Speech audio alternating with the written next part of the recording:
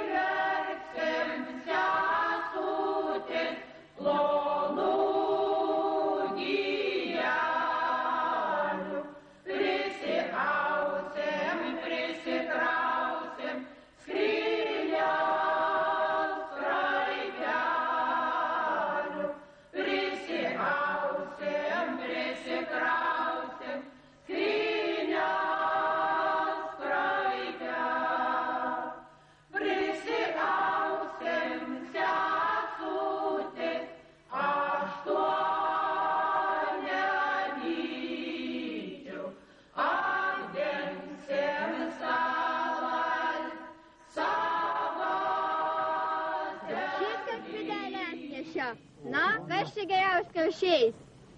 Kas? Čia jau kulkė atidėjai, Nieka, labai geras, kad jau karštis. Na, tai gal dėdė priešins nukarš. Matysim, ar visiems reikia prašyti.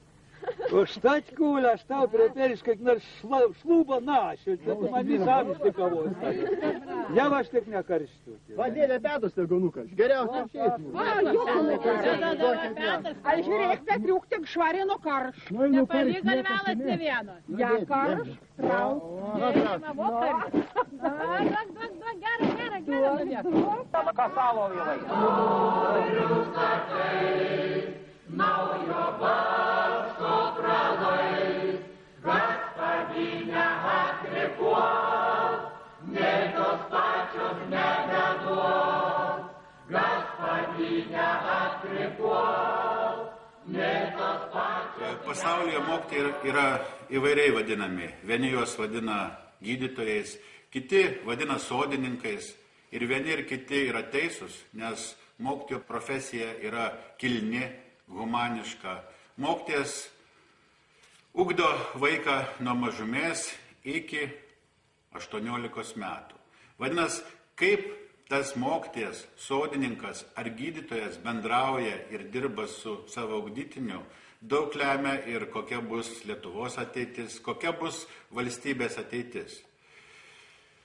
Mąstydamas apie mokytoją Stasę, irgi mąsčiau, koks geriausiai epitetas ar pažyminys tiktų jai įvardinti.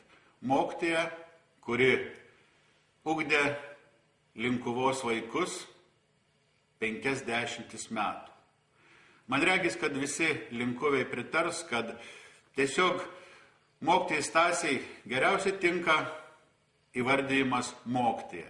Kai pasakai mokytoja, visi linkuviai pirmiausiai prisimena mokytoją Stasę. Sunku surasti žmogų, kurio gyvenimo linija yra tokia tiesi, neiškraipyta, nevinguriuojanti. Mokytoja Stasė visada buvo ištikima savo gyvenimo linijai. Ir sunku surasti tokį ištikimą savo kraštui žmogų. Ir ji yra pasakiusi, kad man čia gera, aš noriu būti su savo krašto žmonėmis. Ji iki nago gyvuonies yra šio krašto žmogus. Apie tokius sakoma, įaugęs į savo gimtąją žemę kaip ąžuolas arba liepa. Bet jai šitas posakis netinka, per daug statiška. Ji ryžtingai, užtikrintai, drąsiai einanti gimtąją žemę. Dar mokykloje sakydavom, auklėtoja eina, kibirkštis iš po padų lekia. Eina ne šiaip savo, nebėga, neskuba, nepuola. Eina tvirtai, kad po savęs paliktų ryškų pėdsaką savo darbus. Sunku išvardinti visus mokytojos Stasės darbus, bet aš norėčiau išskirti keletą pagrindinių jos tokių darbo segmentų, darbo šakų. Mokytoja lituanistė, mokytoja ekspertė, parašiusis per 50 metodinių, mokslinių, dalykinių straipsnių, juos išbarščiusi, publikavusi Lietuvos įvairiuose periodiniuose leidiniuose skirtuose mokytojams. Tačiau vienas dalykas yra straipsniai, kitas dalykas yra atskiros knygos, atskiri leidiniai. Ir mokytoja Stasė puikiai suprato, kad sakytinis tekstas žmogui visada yra svarbu. Ir sakytinio teksto galimybės jį visada demonstruodavo per savo lietuvių literatūros, užsienio literatūros pamokas. To nepaneigsi. Ta prisimena puikiai ne viena linkuvių karta. Aš norėčiau akcentuoti jos rašytinį tekstą, rašytinį palikimą. Ji puikiai suprato, kad parašytas žodis, parašyta knyga išliks ne vienai linkuvių kartai. Ir noriu paminėti jos pagrindinius 2 rašto darbus, 2 knygas. Tai yra 2003 metais pasirodė, pasakyčiau, kapitalinis jos leidinys, kapitalinė knyga Linkava tradicija dabartyje. Mokytoja puikiai suprato, kad be praeities žinojimo, be praeities priminimo nebus ir ateities, nebus dabarties, jeigu neatsiremsime į savo pradžių pradžią, į savo šaknis.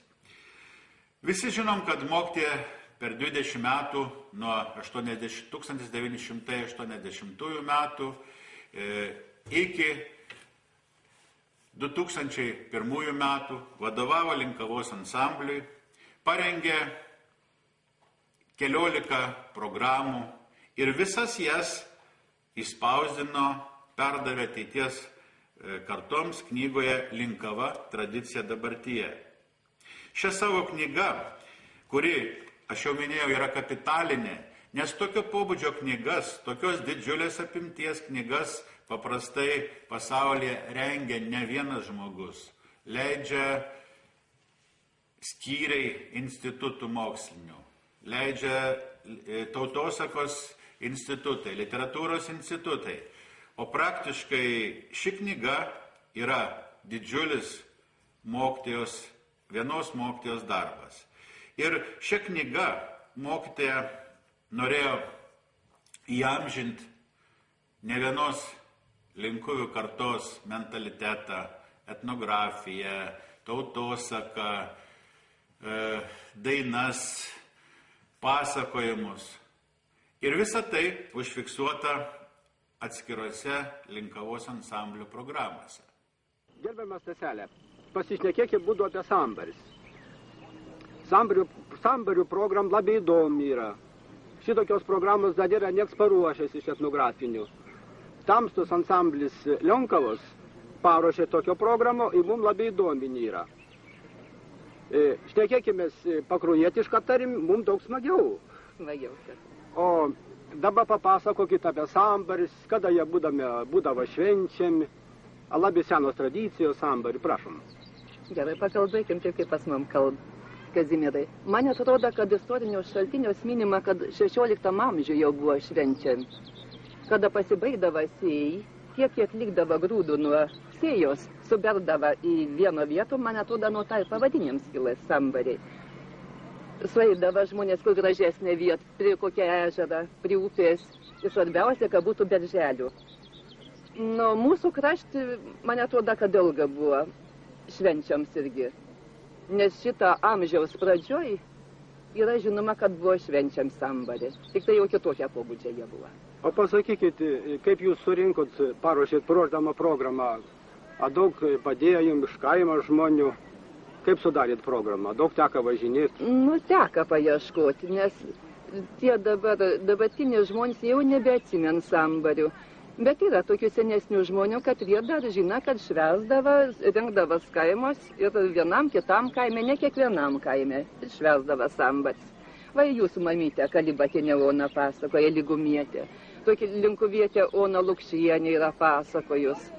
Iš Titonių tokia yra Ona Žandarienė pasakojo. Taip pat žiūrėkite, Šliava Juoza yra knygoje rašoma apie sambarius. Tik tai va tuos sambarius jau švęsdavo bernai samdiniai.